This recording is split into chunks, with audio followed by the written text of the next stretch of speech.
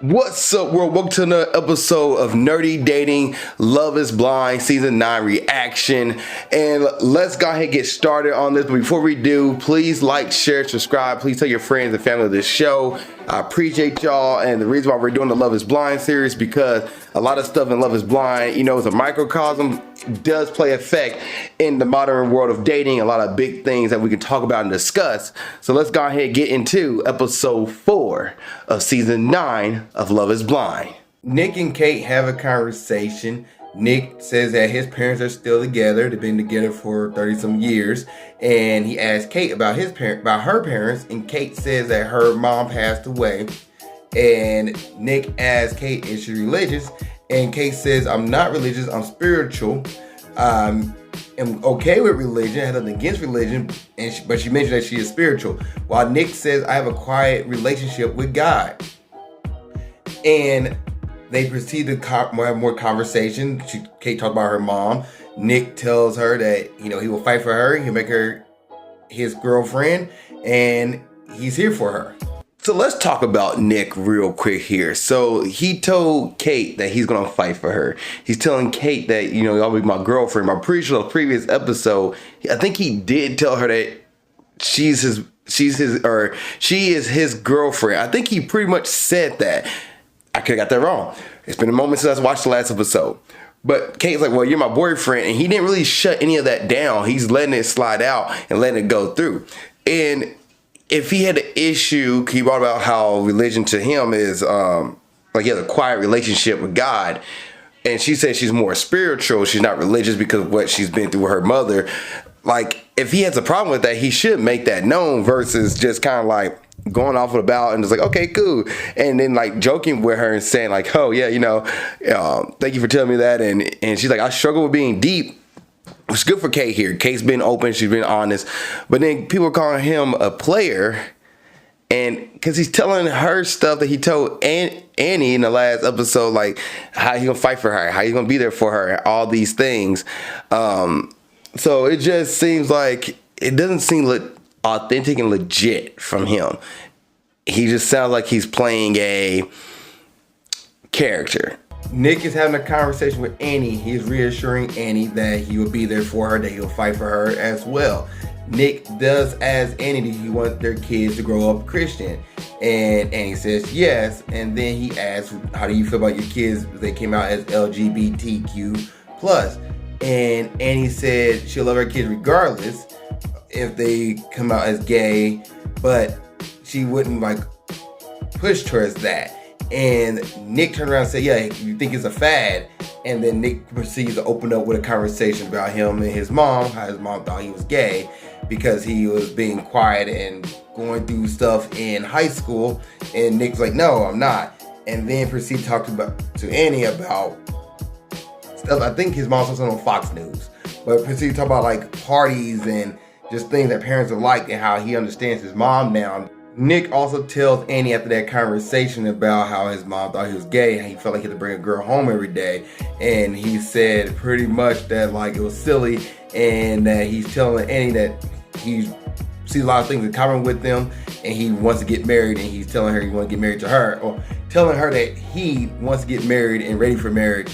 And Annie's like peeped up about that. So you can see there Nick told Annie the same thing that he told, I forgot her name already, Kate, that he's going to fight for her. I'm going to fight for you. Now, granted, whether you believe in their beliefs or not, I do think it's messed up that he said that being LGBTQ plus is a fad, which that's not this kind of podcast, but I have a few choice words for Nick if I ever came across him in person just based off that comment. But you understand they do see eye to eye on religion, they do see eye to eye on gender, and they do see eye to eye. Like they have a few things, they said a lot of things to see eye to eye on. So he was dropping his guard down there, and he asked, no, how you feel if your kid came out as gay, bi, lesbian, trans, plus, and he queer, and she was like, well, I still love them all the same. I'll ask them how they feel about that, which fair conversation. The fad comment to me really really makes me think like, are you a good person? But anyway, that's not this kind of podcast. But I will say this: you see, they agree on a lot of things, so kudos to them for doing that. But then he says the same thing: "I will fight for you." And then he said, "I am serious about getting married. I'm ready to get married." But he didn't say, "I get ready to get married to you, Annie." But then he kind of doubles down and reassure her and said, like, I'm looking forward to making that be with you, or I'm looking forward for that to be with you, or my idea of that being with you. He's saying the same thing to two different women, and that's why women are calling him players, because if Annie and Kate start talking to each other in the back, then they're like, he said the same thing he told me to you, and what's going on here? But Annie, right now, she wants to hear that. She wants that reassurance. So for her, this is great. She's like, oh, I got a man who's telling me everything I want to know, versus like, how is he making you feel? How do you feel about this guy? Yeah, he's telling you all the things you want to hear, but is he being genuine? That part I would tell Annie to slow your roll with. And versus a guy who's like, yeah, I'm all here. Like, yeah, you got 10 days to figure out where or not you want to be with somebody for the rest of your life. And if he's willing to play the game, which he's playing it, he's going to go with that route. But I would say he's been a little more serious when it came to Kate. Kate came to Eddie. He's not being as sexual as he was in the previous episode, but he is being more like, all right, lifestyle and outlook and religion and morals and where you guys sit at. So I will give him props for starting that conversation up, and then, Annie got reassured by that. Brendan and Annie have a conversation. They're going back and forth. Brendan's asking Annie, what do you want to live in? What kind of house? What kind of color the door? And Brendan asks Annie, what are you driving? Which sends Annie down a tailspin. She asks, why are you asking that question? I told you what I've driven before. Are you sure about us? And Brendan's like, I'm just trying to figure out. I'm sure about us, but I'm trying to figure out what's going on. And then Annie asks, like, well, what do you want to see? And are you like to travel? And then Brandon's like, yes, I like to travel. I also want to stay inside in some days. And Annie asks Brandon, are you vanilla? Are you boring? And Brandon's like, no. Annie then tells Brandon that she is messy and that she kind of likes starting fights, and she's thinking about outfit that happened in a memorable fight and a bunch of things of that nature. And then they end on a note where Annie says, like, we might not be agreeing on a lot of stuff, but I feel like this is my perfect human, perfect person, perfect marriage. And Brendan's like, I feel the same way. And then Annie's like, I kind of want to say I want to love you to the wall, but she's like, don't make me say it first. And then Annie says she doesn't want to be the woman who has to propose to her man first, and do not make me do that. And Brendan's like, I won't make you do that. Okay, so let's talk about this real quick. So Brendan, he is not reassuring Annie. He is not telling her that he loves her. He's not telling her that I envision myself, like purely, like truly envisioning, say, I'm going to marry you. You're my woman. And that's what Annie needs, that Nick is giving her, that Braden, I forgot the dude's name. Brendan. I'm calling Braden, but Brendan is not delivering. He is not giving her the reassurance that she wants to hear. Now, did he need to give her that reassurance? Some could argue no. Like, she should see how she feels and go for it. But she just said right there that she's not going to be the one to tell somebody first that I love you. She's not going to be the one to propose. Fair enough. That's her prerogative. In that moment, Brendan should have been like, all right, I like you. All right, I want to be with you. I want to marry you. Now, they did have a little back and forth there, a little bit of disagreement and kind of contentious there, where she's kind of like, are we arguing right now? Are we fighting right now? And he's like, we are. I don't like the idea. He said he'll walk out the door if they was in person to mess with her. That doesn't sound fun at all. But he also is not saying the same thing she wants to hear, which is fair. Once again, he can do that. Like he said, I don't want to just travel all the time, so I want to sit at home and chill. And she's like, I don't want to sit at home and chill. I don't want to be at home. I'm not a house person. Fair enough. But then right there, that tells me that, like, they're not compatible. But the fact that he's not taking the steps because he wants to make sure that she's sure about him, and he's trying to make sure that he's sure about her, and she's trying to make sure that he's sure about her and she's sure about him.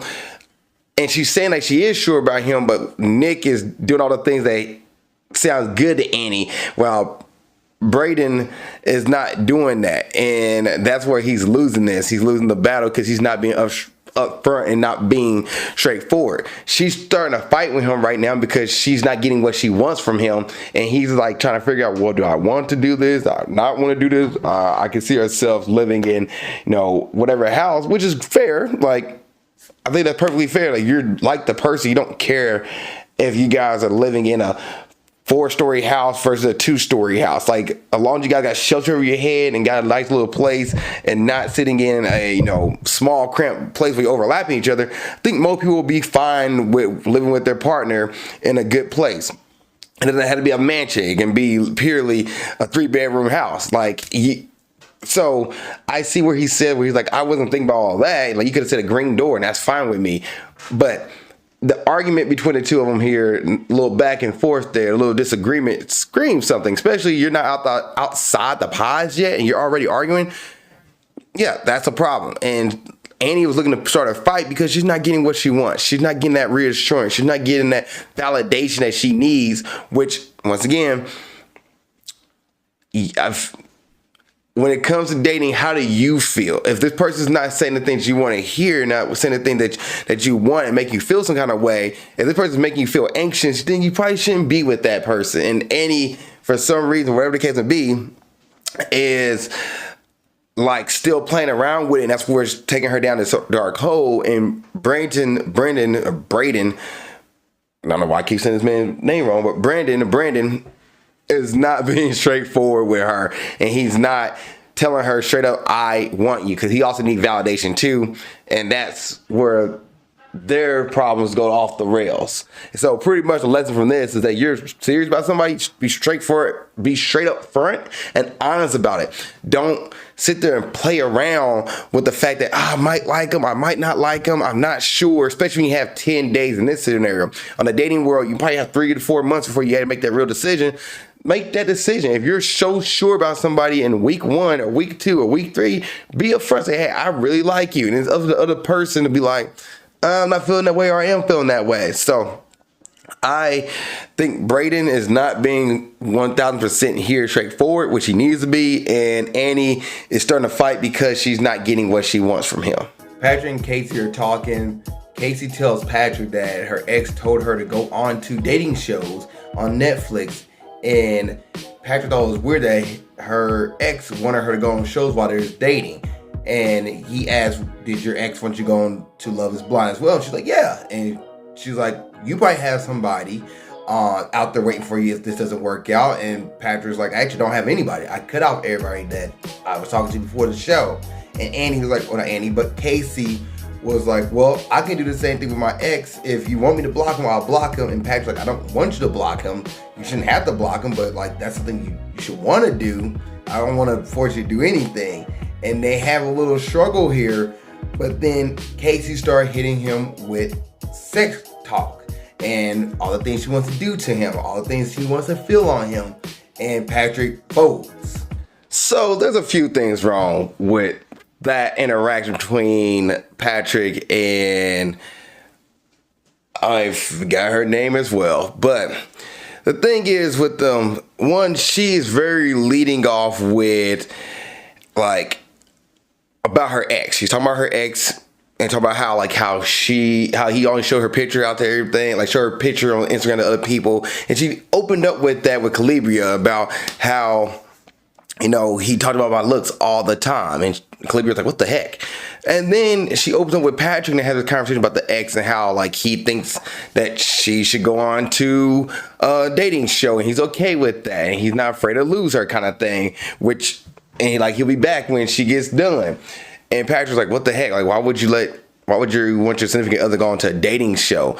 And then she even asked a question that stood out to me that she's only in it for TV, was that she said, how did they find you? Patrick's like, I applied. I didn't really get nobody reached out to me versus her. Yeah, she's probably trying to be on other Netflix shows, and that's how they reach out. Like, hey, you can't get onto this show, but let's try this show. A producer reached out to her, a casting producer reached out to her and said, you probably be good for Love is Blind.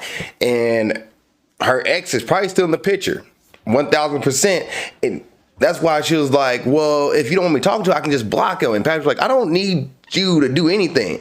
Like, I don't need you to, like, you should want to do it, but you don't need to block your ex. You don't need to cut him off. That's up to you. But Patrick's like, I don't like the idea that you're still talking to your ex. Like, it doesn't, make me feel secure. And she was like, well, you might have backups too. He's like, no, I don't have backups. Like, I cut everything. And she kind of sat there like, I didn't do that. She has a back pocket because it doesn't work out. She's probably gonna go back to her ex.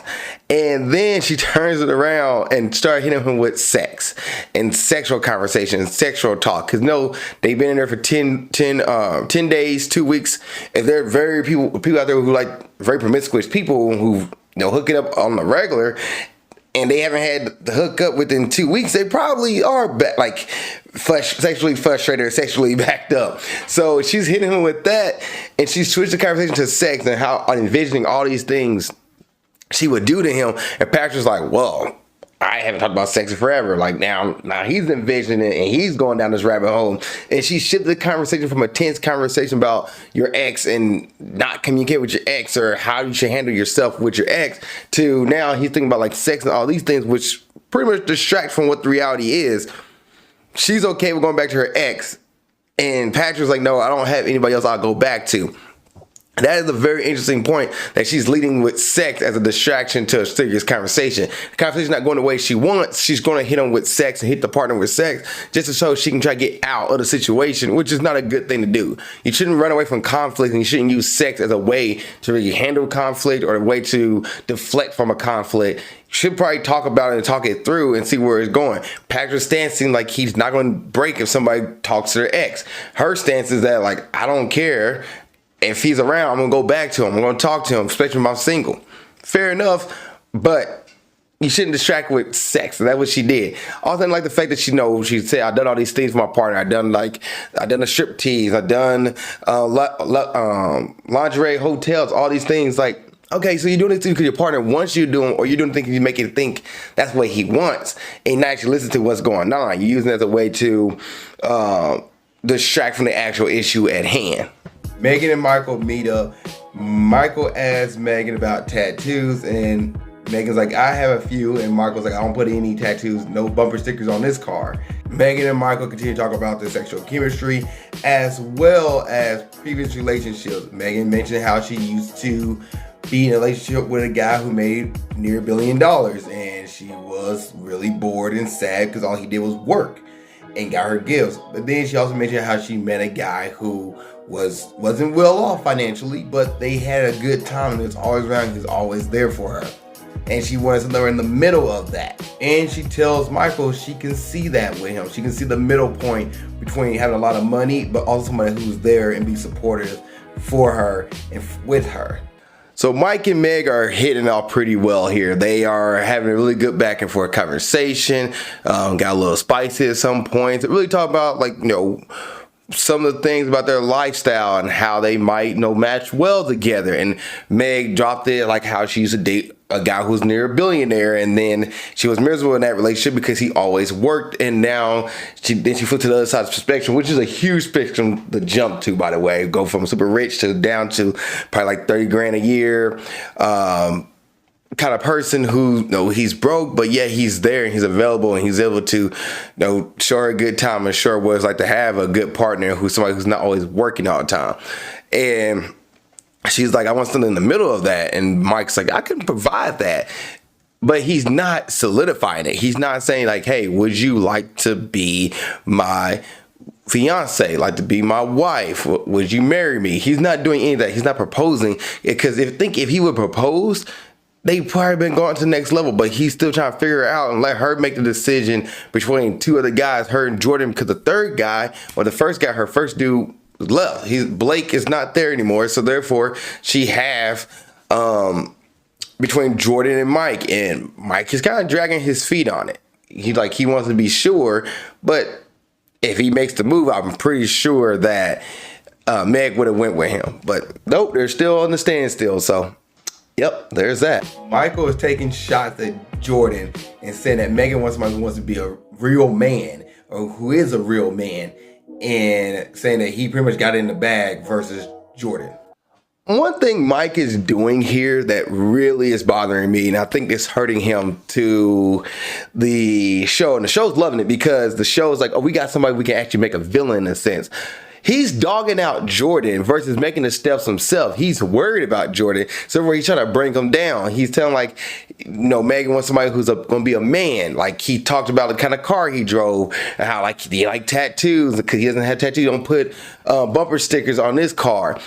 Which are things that like he's taking shots at Jordan even in front of Meg because he's threatened by him, but yet he's not making a decision and making the move to propose to Meg. If he's afraid that he's going to lose Meg to Jordan, then he should have been like, hey, I don't want to lose you.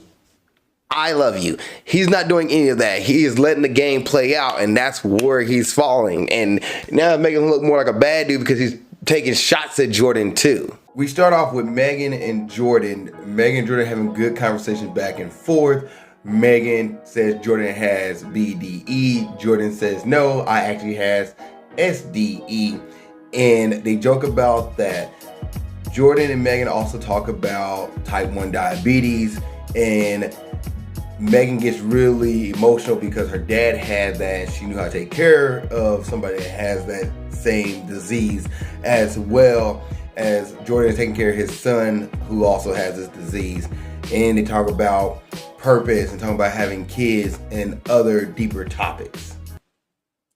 I got nothing to say. I got nothing bad to say about Jordan and Meg. I feel like their conversation was really good, really healthy, really good back and forth between the two of them. Talked about, he brings up Luca a lot. I understand that's his son, and Meg really is with that. She's really about the fact that his son is, has the same thing as her dad, and she really connects with that on a spiritual level. I feel like that's why she's really attracted to Jordan. But they talk about tattoos. They talked about having kids, having more kids. So you know what?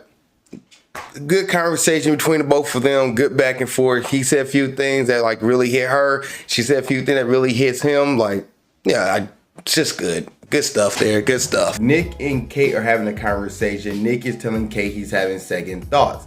And Kate calls him out on it and said that Nick said that he loved her and that he used the love word. And Nick says, well, I love you in that moment, but I'm having other thoughts. And Kate's like, how can you use the word love so lightly?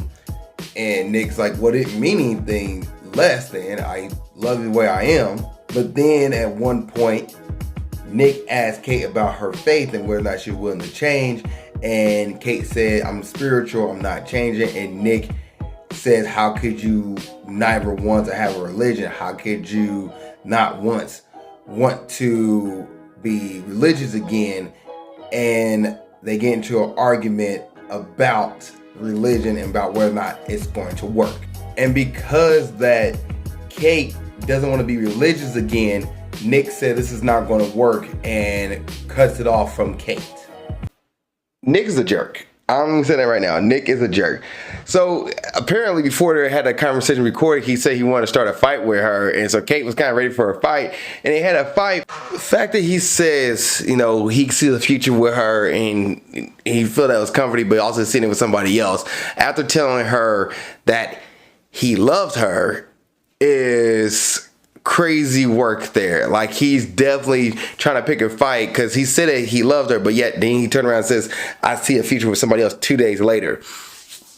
And Kate has every right to be like, hey, don't you love me? Don't you feel the same way about, you said you love me. How could you say now you don't see a future with me? Like, and she's legit right. She said as love bombing, as a form of love bombing, which Nick then tried to put his walls up. The dude is trying to start a fight. He's trying to break up with her.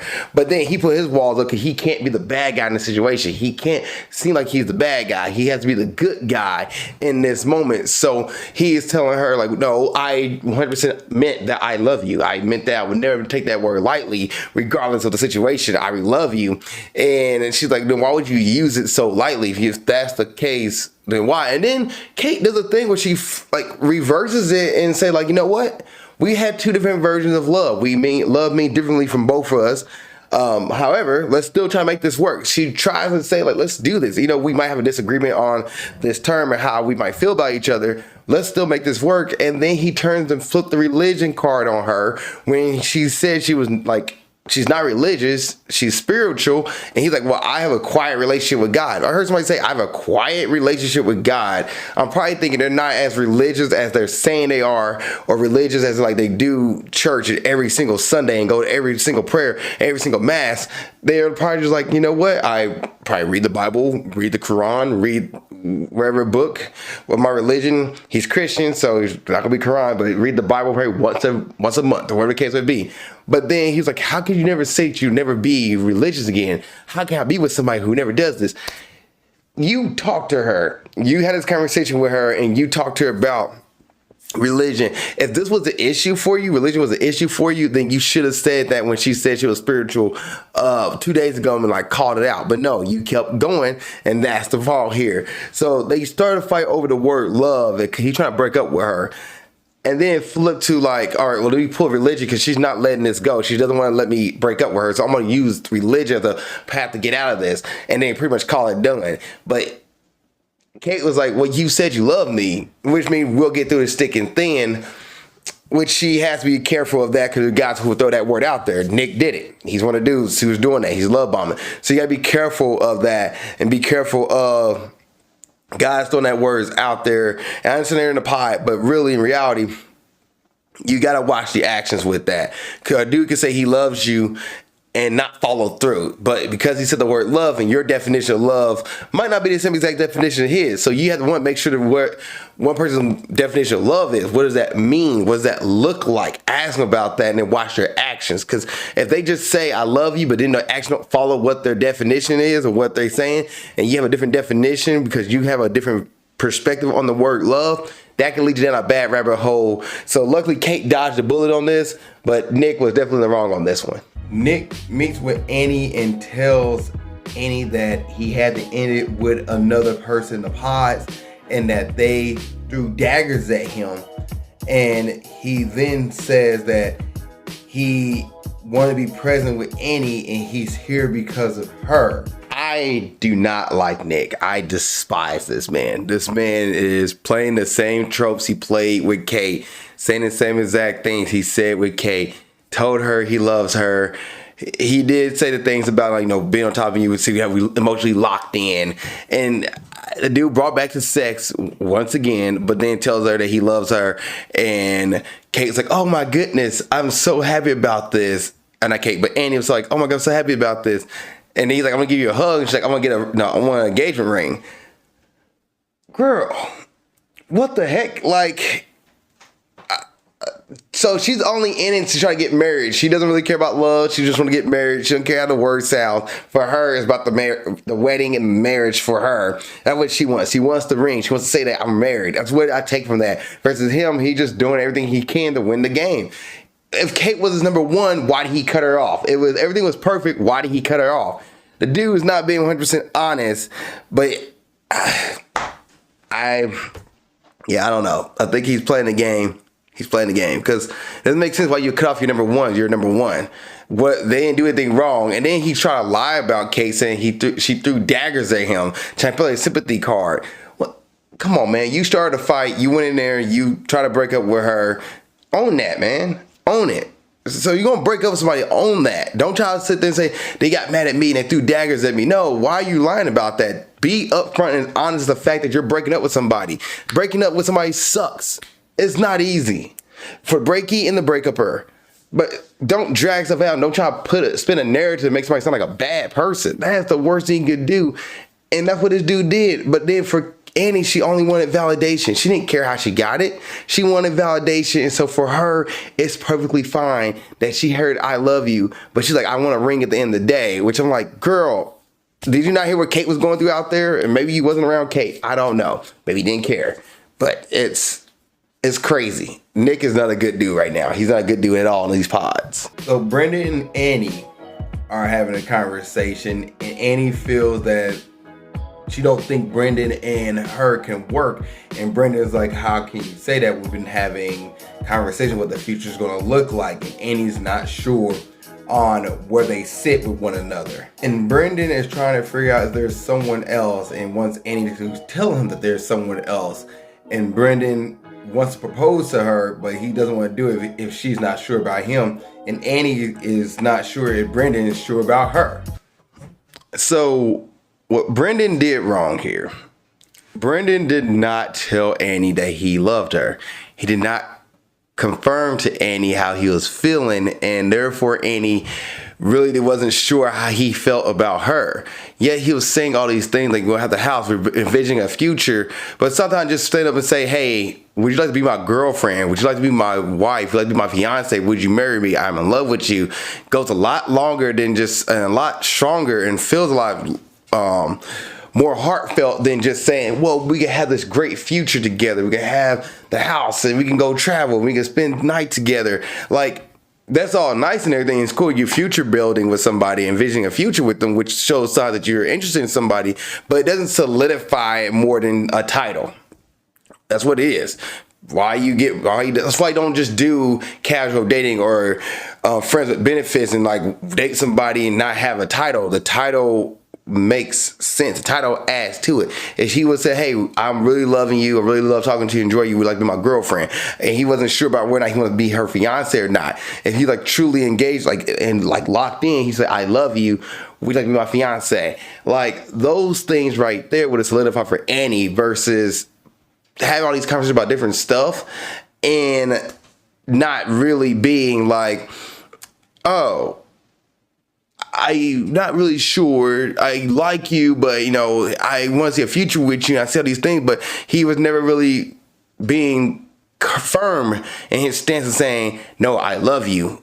Would you be my girlfriend? Would you be I love you. Will you be my fiance? I love you. Will you be my wife? Like, he didn't say any of those things to confirm to Annie, because pretty sure if he would have done at least one, she would have been like, all right, I'm locked in, screw Nick. But because Nick said it first, that's all she needed, and she got that. So that's why she's going with Nick over Brendan, 1,000%. Brendan is sitting down with Nick and Jordan, and he's trying to figure out where did he go wrong? What did he do wrong? What happened? How come Annie's not into him? And Nick is telling him, like, one thing I can tell you that I'm not certain about any girl I'm with. And Brendan has to sit there and chew on that, because he's like, well, if he's not certain, but yeah, he's moving forward, should I just move forward as well? I'm not certain. Now, Nick could have known that Brendan was Annie's other person. He could have figured it out, and he might have had figured it out. Brendan wasn't sure, but he had an idea, and then Nick has the gall to sit next to him, like, you shouldn't bank your bets on what ifs, pretty much. Like, you shouldn't do that. You shouldn't have the what ifs here. You should be more, firm. He's like, I've never been so uncertain about the future looks like with my number one or my person, but kind of go see where it goes. And Brendan's like, the heck, okay. And then he said the comment of, life is a lot boring when you guys not around saying stupid shit. It's crazy work. So you come over and kind of to see what Brendan's going through, to kind of just rub in his face like, yeah, man, you wasn't good enough for it. You didn't commit to the bit. You wasn't being serious. You just played it up, and here you are taking an L as they walk away. Like, and Brendan and Jordan both looked at Nick like, you jerk. I do not like Nick, but however, he's playing a dating game. People, what you should learn from this, if you're not, and men, I'm talking to you guys specifically, you should learn from this that you should be upfront and honest about the person you're dating. You should be upfront and honest with them. If you are feeling a certain kind of way, lead in with that. Say, I really like you. I really love you. And if you're not sure, let them I'm unsure at the moment, and let them make the decision. Don't let somebody drag on or let somebody hanging around you because they want to see where things going. Yes, you will lose people when you tell somebody you're unsure about them. 1,000%. Because there's not a big guarantee. And then they're going to ask you, well, when you ever think you'll be sure? And you might give an answer like, I don't know. If you don't know, then you're probably wrong. So I would say you continue to date somebody until you're 1,000% sure, that you really want to see a future with them. Then you make it like a label and say, hey, I want to be your boyfriend. I really like you. I like you a lot. And then from there, go from there. But at least be upfront and honest. And Brendan was like, well, I'm not sure where you stand. But yeah, he was there confirming to Annie, and Annie, that's all she needed. That uncertainty for her showed that, like, okay, well, maybe he's not the one. Because somebody who is certain about me, they'll be upfront about it. And Nick, she lucky enough that Nick played the game well enough that he was going to take over. And that's exactly what happened. Brandon want to sit with Annie one more time and tell her that she's making a mistake, that he is the right choice, and that they should be married. Annie is not sure anymore, and she's breaking down crying. So that's episode 4 of season 9, Love is Blind. Like I said, the dangerous game we play, I think is the title of that. So the end of it here, Brandon comes back and tells Annie that he loves her and that he cares for her and that he should be the one that she should be marrying. Here's the problem. He waited too long. And Nick already kind of slipped in there. So he's trying to make this play at the end of it. At the time, like, it's Nick. I knew it was Nick, but no, it should be me. I should be the guy. And Annie's like, I don't know what to do with this information. Like, girl, at this point, the ball's in your court. Make a choice. However, Brandon, he's trying to do the last minute maneuver. The last thing he can do to his Hail Mary is tell her right here and there, because he knows what just happened. He knows that he's lost out to Nick and that he has to make something to show that Annie, I'm the one, he is not. Do not make this fail. So make this failure or make this fail. Pretty sure, like, don't make this mistake. Not make this fail, but don't make this mistake. So yeah, that's it for episode 4 for me on this Love is Blind journey. I'm going down here reacting to it and bring up talking points. But really the key points of this episode, things that you should keep in mind is, one, make sure you're on the same page with your partner. Make sure you're on the same page when it comes to what you guys' pillars are and morals are and what you guys' view and viewpoints are. Like, somebody say something to you about how they think of religion. Religion is the key piece for you.